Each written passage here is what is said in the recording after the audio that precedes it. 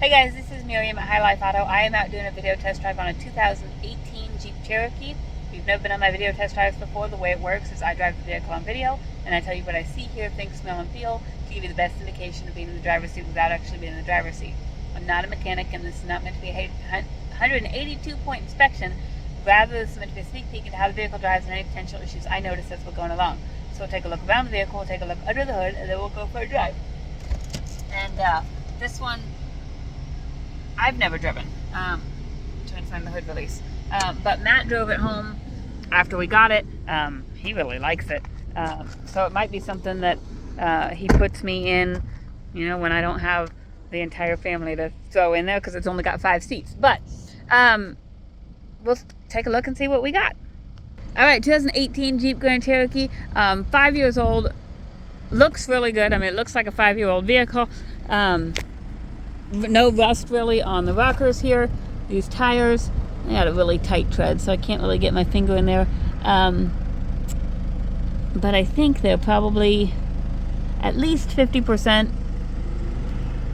Not 100% certain. It might be better than that. Like I said, I just can't get my finger in there because the tread is so tight. This is a different tire. Tread on that's probably only about 30%. Interior, we've got leather interior. Looks like it's in pretty good condition.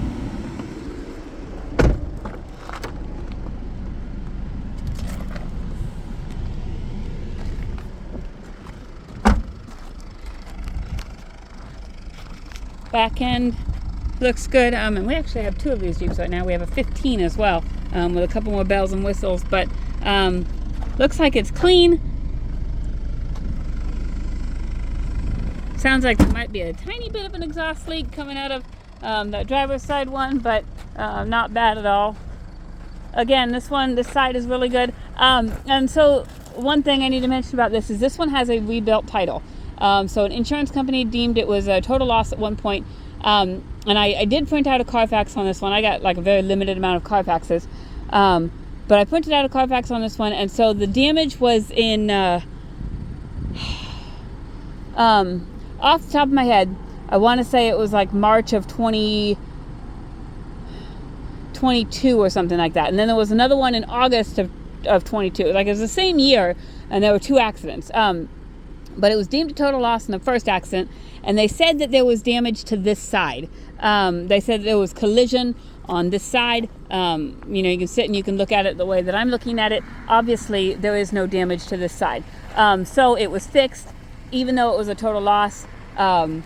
So the insurance company had to sell it to a rebuilder. A rebuilder would have had it fixed and then put it back on the road. In order to have them put it back on the road, it would have had to have been inspected by a DOT inspector, and they would have had to have fixed certain things in order to get it that way.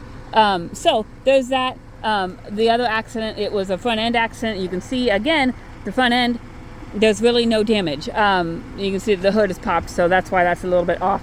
But there's really no damage. So it is a rebuilt title, but the damage, I think, for all I know, has been fixed. Motor sounds good. Looks pretty clean. See, now when I shut the hood, see the hood's not off or anything.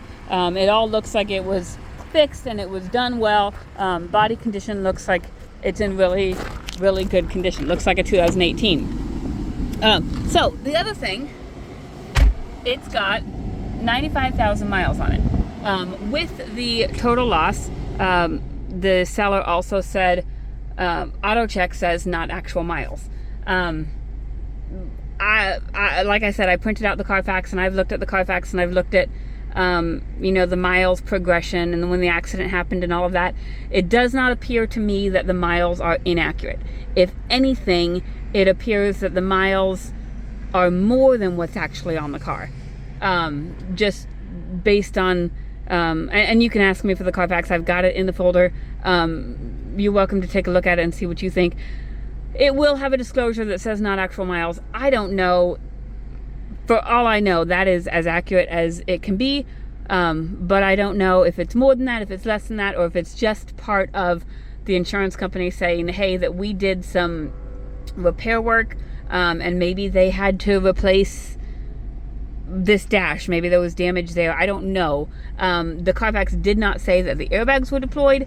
Doesn't mean they weren't. It just says the Carfax did not say that they were. So there's a lot of unknowns here, but that's where your common sense has to kick in and be like, all right, what does this thing look like? How does this thing drive? And kind of look at it there. Some people, they're like, oh my gosh, it's got a rebuilt title, it's going to blow up. That is not necessarily the case. So just kind of take it with a grain of salt. Take it as information and then process it and kind of figure out what it actually means. So, like I said, we're going to assume it's got 95,000 miles, and we're going to go on that assumption. We're going to drive it. Yeah, no check engine lights, nothing like that. It does have the radio that connects to a phone and all of that, but it also has just the radio. And because I am OCD, I'm going to change it to my radio station, because when I get in a car, I like it to be on my radio station. Okay, air conditioning is on. Air conditioning works absolutely phenomenally. I'm going to go to climate and put it on heat. And we're going to check our heat. I can already feel the heat blowing out. It does have the Uconnect, which has apps and stuff on it. I don't know how to use all this, to be honest. But you can play with it and work on it. Oh, what is that? No, I don't want to do that. I'm looking for... Okay, I'm guessing this doesn't have heated seats, because usually it would be on this screen. Whew! Heat works. Okay, I'm going to turn this down. Down. Okay, turn the AC back on. I'm guessing it doesn't have heated seats. Usually it's on this screen, but I don't see it. So all of those controls are also down here. If for some reason the screen would ever fail, they are all down there. Also, we have that cool little feature where you can switch it from different modes. Like if you're out off-roading in the snow or the whatever, you know, all those commercials where they're out in the desert playing on sand dunes, you can change it to sand.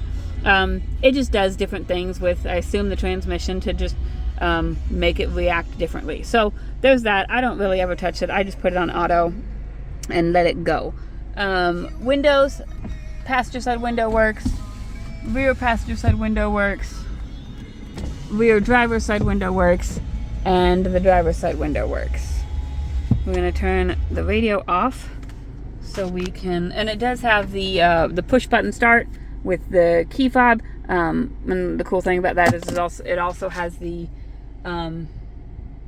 like the thumbprint indicator on the driver's door handle. So if you have the key fob in your pocket and you just go to open the door, it should recognize the key fob and the thumb. So then it should automatically unlock, which is just one of those cool things. You know, you don't want to have to like actually dig out of your pocket and get the key and, you know, all that old school stuff. I'm joking, by the way.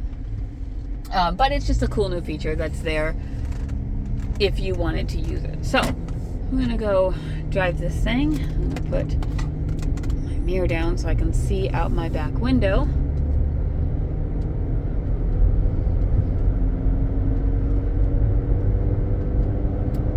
It has good pickup, good acceleration going up this hill.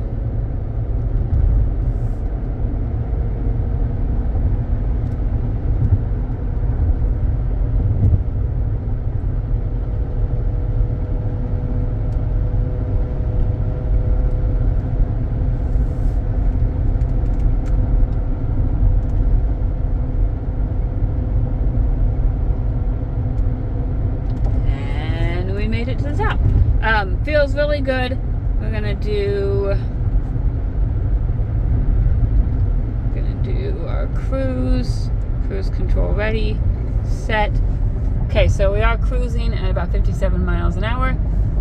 So the cruise works. Left turn signal works. Right turn signal works. Windshield wipers work. Windshield wiper fluid works.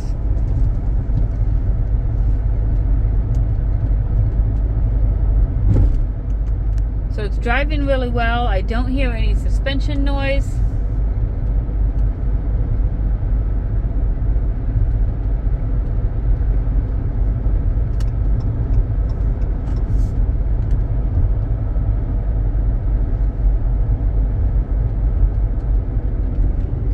Brakes are good and solid. They feel nearly new. They're very responsive. No grinding, no vibration. Let's see. Check. Let's do our horn. Just trying to remember all the things I check. When you have a newer car, like there's less to check because everything works. So I think that's it. If you have any questions, there's quite possibly stuff that I've forgotten. It runs and drives very well. I think it probably needs some tires. We might put some on. It just kind of depends. Check our description for any updates. But other than that, it might just need some tires probably before winter. And if you have any other questions, just hit me up. My cell phone is 309-267-7200. Thanks, guys.